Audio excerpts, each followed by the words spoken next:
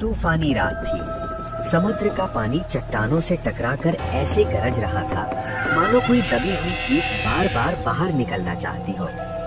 मछुआरों के छोटे से गांव में उस रात कोई भी घर से बाहर नहीं निकला सिवाय अर्जुन के। अर्जुन पेशे से गोताखोर था। कुछ दिन पहले उसे समुद्र किनारे टूटी नाव के मलबे में एक पुरानी धातु की पेटी मिली थी।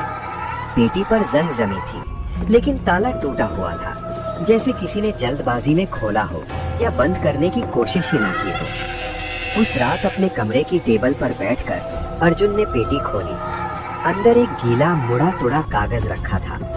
वो कोई साधारण कागज नहीं था, वो एक समुद्री नक्शा था, पर स्याही की जगह उस पर गाढ़े भूरे रंग से रेखाएं बनी थी।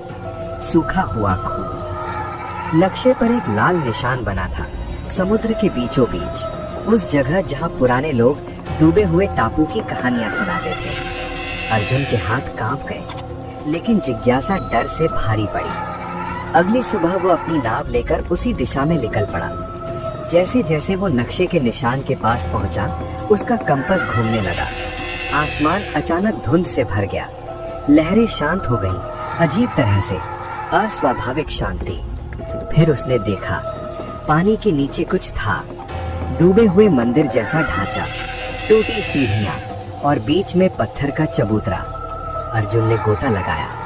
नीचे पहुंचकर उसने देखा, चबूतरे पर वही निशान खुदा था जो नक्शे पर बना था, और उसके पास एक कंकाल पड़ा था। उसकी उंगलियों की हड्डियों के बीच जंग लगी धातु की नोक फंसी थी, जैसे उसने खुद अपनी उंगलियां काट काट कर कुछ बनाया हो। अर्जुन का दिल बैठ गया। उसी क्षण उसके पीछे पानी में हलचल हुई। उसने मुड़कर देखा, धुंधली आकृतियां, कई लोग फटे पुराने कपड़ों में, खाली आंखें उसे घेरते हुए। अचानक अर्जुन को समझ आया, ये नक्शा रास्ता दिखाने के लिए नहीं था, ये बुलाने के लिए था। उसके हाथ से नक्शा छूट गया।